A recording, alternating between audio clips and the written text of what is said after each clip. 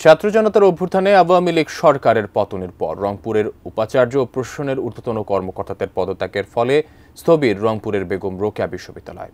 দ্রুত উপাচার্য নিয়োগ এবং শিক্ষার পরিবেশ ফিরিয়ে আনার দাবিতে উত্তরবঙ্গ ব্লকেট কর্মসূচি পালন করছেন শিক্ষার্থীরা। রংপুর প্রতিনিধি শাহরিয়ার মিমের তথ্য ছবিতে ডেস্ক রিপোর্ট। সোমবার দুপুরে উত্তরবঙ্গের প্রবেশদ্বার মডার্ন মোড়ে মহাসড়ক অবরোধ করেন শিক্ষার্থীরা। এ সময় বিশ্ববিদ্যালয়ের ভিসি নিয়োগের দাবিতে বিভিন্ন স্লোগান দেন তারা। আন্দোলনরত শিক্ষার্থীরা বলেন, আবু সাঈদের আত্মত্যাগের মধ্য দিয়ে গণ অভ্যুত্থানের সৃষ্টি হয়েছে, অথচ সেই মহাবীরের বিশ্ববিদ্যালয়ে উপাচার্য না থাকায় অভিভাবকহীন হয়ে পড়েছেন তারা। ভেঙে পড়েছে একাডেমিক ও প্রশাসনিক কাঠামো। ভিসি নিয়োগ ও শিক্ষার পরিবেশ ফিরে না আসা পর্যন্ত উত্তরবঙ্গ ব্লকেট কর্মসূচি আন্দোলন চালিয়ে যাওয়ার ঘোষণা দেন তারা।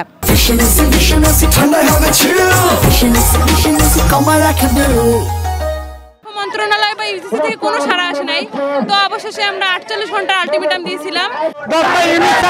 আমাদের ক্যাম্পাসে এসে আমাদেরকে আশ্বস্ত করে গেছেন, আমাদের দাবিগুলো নিয়ে গিয়েছেন, তারপরে আমরা এখনো ভিসি পাইনি। জাতীয় ব্যক্তিত্ব সম্পন্ন একজন অধ্যাপককে ভিসি হিসেবে চাই। আন্দোলনরত শিক্ষার্থীদের সাথে একাত্মতা প্রকাশ করেন বিশ্ববিদ্যালয়ের শিক্ষকরাও।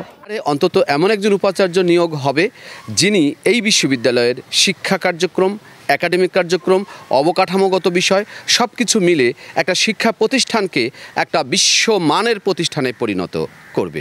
বিশ্ববিদ্যালয়ের অচলাবস্থার কারণে সেশন জটের শঙ্কায় পড়েছেন শিক্ষার্থীরা, তাই দ্রুত সমাধান চাইছেন শিক্ষার্থীরা। তুনাসিনা তনু, ডেস্ক রিপোর্ট, এটিএন নিউজ।